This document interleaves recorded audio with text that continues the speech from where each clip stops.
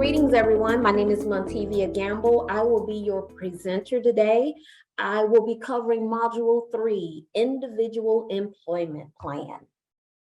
So far, we have covered Module 1, Adult and Dislocated Worker Eligibility. Module 2 covers our income eligibility. And Denise just graced us with the objective assessment under Module 3. And now we will cover IEP. This training focuses specifically on the development and the use of individual employment plans. As stated earlier, these trainings are meant to provide insight for adult and dislocated workers only. Although some information applies to youth, and that will be provided by our strategic population team covering the ISS. So let's continue this journey to understanding an individual employment plan. Today we will cover what is an IEP, why do we need it, what does it offer, what are the essentials for an IEP, preparing the IEP, what are the key elements for it, and finally, writing the individual employment plan.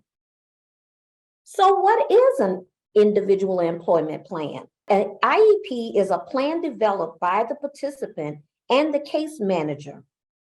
It's an individualized career service that is jointly developed by the participant and the case manager. This plan is an ongoing strategy to identify employment goals, achievement objectives, and appropriate combination of services for the participant to achieve the employment goals. Why do we need an individual employment plan? An IEP is used to determine what WIO activities the client will need in order to achieve gainful employment.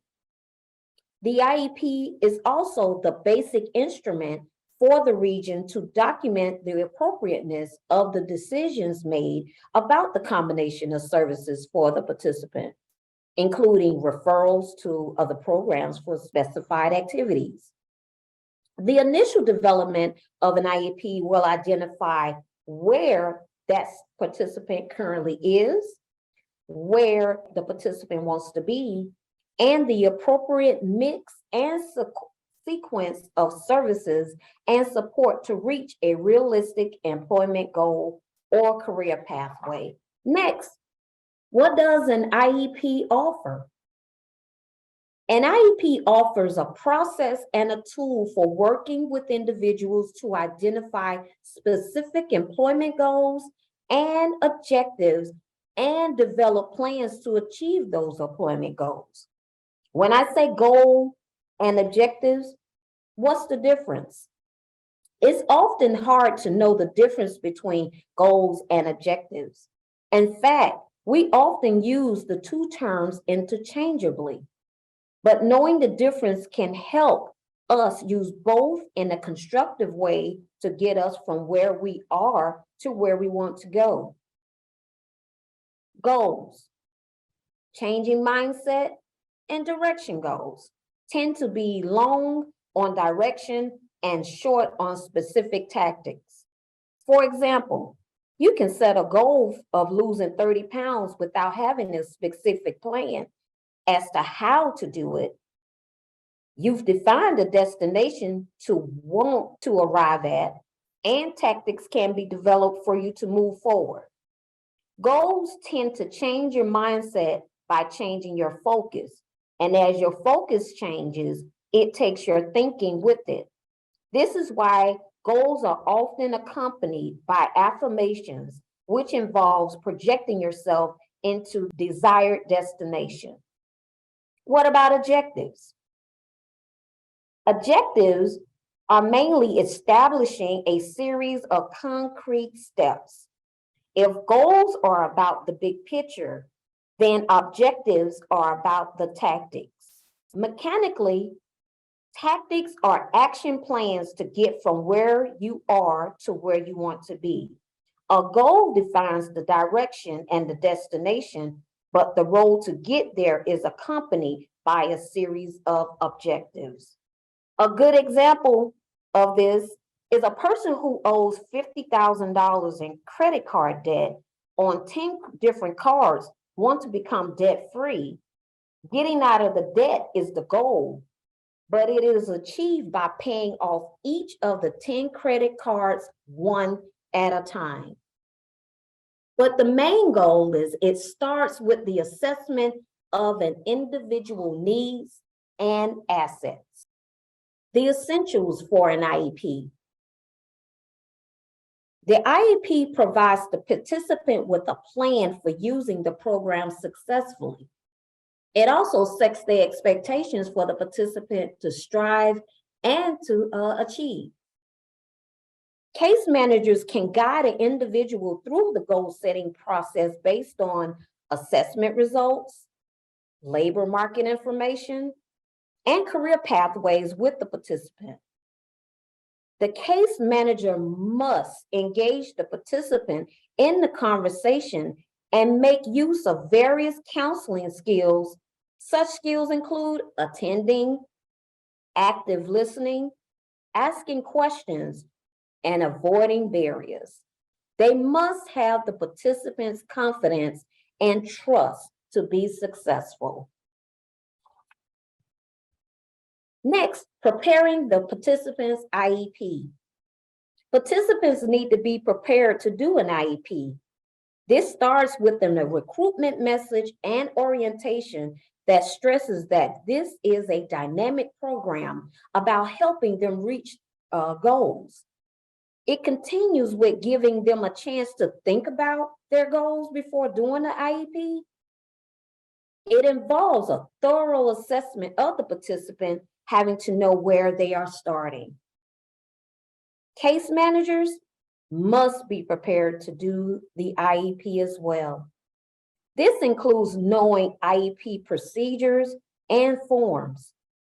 It also means getting to know the participant they are helping develop an IEP, preparing to address any barriers they may have, and/or preparing to discuss any delicate subjects that may need to be addressed.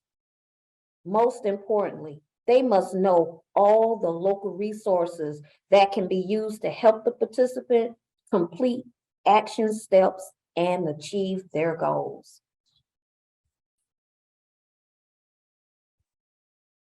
Now we will cover our first scenario. John is eager to start his phlebotomy training. He comes to you with an acceptance letter from his local technical college. After completing your interview with John, you learn that he went through a dual enrollment program in high school and completed several hours of technical instruction in the medical field on the phlebotomy track. John provides you with copies of an interest inventory assessment that he completed as part of his admission process in the technical college, showing a high score for his desired track. What should you do next? Answer: A, B, C, or D.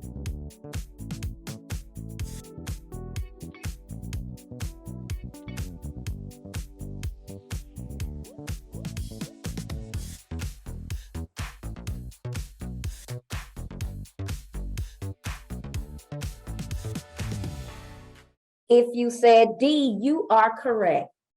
John needs to complete the IEP using the information provided by him during the objective assessment and document the decisions through his case notes.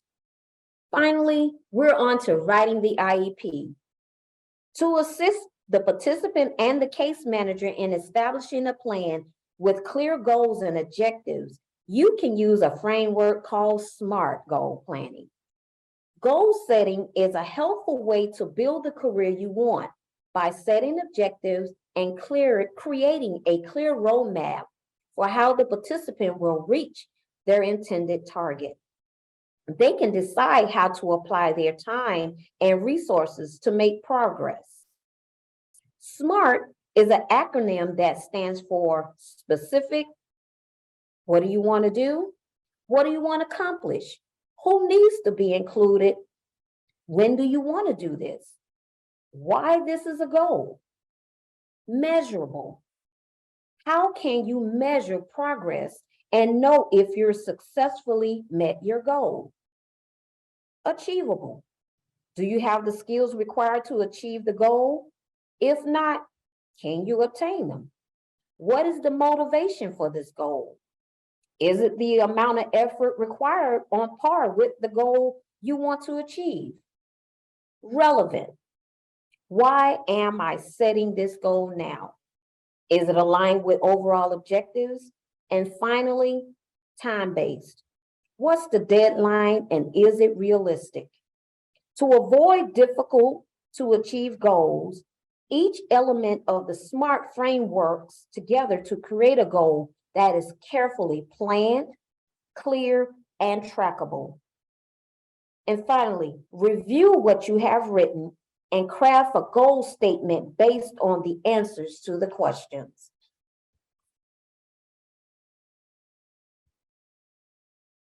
IEP shall at minimum address the following 5 basic elements. Employment goal. Employment goal must address a specific job title as identified in the Standard Occupation Classification System by ONET code. Training must be directly linked to an in-demand industry sector or occupation in the service area to which a participant is receiving. The primary goal for the participant is unsubsidized employment. This means the goal of an IEP should be specific employment situation. Next, we have training and supportive services needs. A determination of a participant's need for support services and appropriate community resources and referrals is required. Supportive services are services that are reasonable and necessary to enable a participant to take part in other services and activities related to their employment or their educational plan in some cases. This includes identifying the specific skill gaps, as well as personal circumstances such as the need for childcare, or transportation, and technology needs, which have become more important with the acceleration to virtual environments and services that have occurred due to COVID.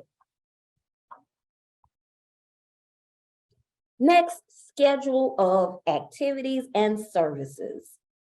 All activities and services that are planned in response to needs identified must, I repeat, must be described in the IEP. What type of training is the participant currently enrolled? List the type of training, the start date, and verification for the training provider.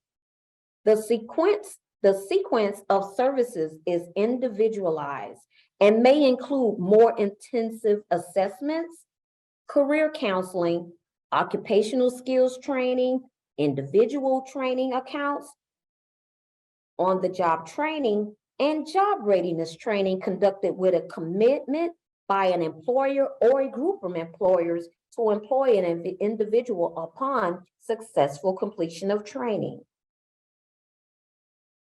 Then we have achievement objectives. Achievement objectives or benchmarks to measure progress toward the ultimate attainment of the employment goal. The action steps have the specific targets as well as methods to reach them. Each target is an objective. Once it's accomplished, you move on to the next one, gradually moving towards your goal as each target is completed. Though goals generally control objectives, objectives can also control goals as they unfold. Here are some examples of achievement objectives: completion of training activities, completion of a GED, and elimination of employment barriers. And finally, follow-up services. There can be no follow-up unless a specific, measurable time-driven IEP was written.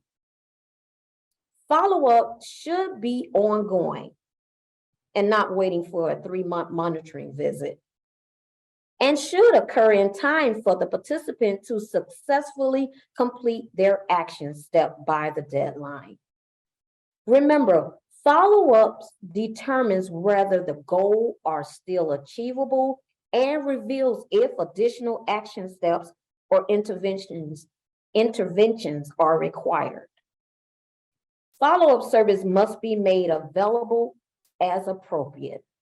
And in conclusion, now that a signed IEP exists, all conversations with the participant should center around the participant is in achieving the objectives and what challenges they are facing. The participant may need your help in addressing the challenges. When developing an IEP, every effort should be made to direct the focus of the participant towards realistic, achievable, and specific employment goals in high demand, high wage professions. In sum, the IEP should serve the role of being an individualized strategic plan for the participant. As a result, be instrumental in moving them from the fields to obtaining meaningful employment. Now we're on to our second scenario. Mary is currently a student at the local technical college. She meets basic WIOA eligibility. After completing her objective assessment, you realize that the cost of her training is covered by Pell and a local community-based organization program. She only needs assistance with transportation. What should you do? Answer A, B, or C.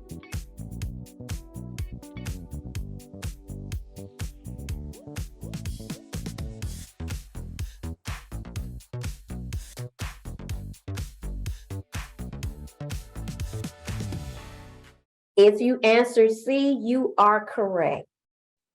You must create the IEP reflecting that Mary is co-enrolled in a community program that is paying for the training and include the supportive service as a part of her IEP.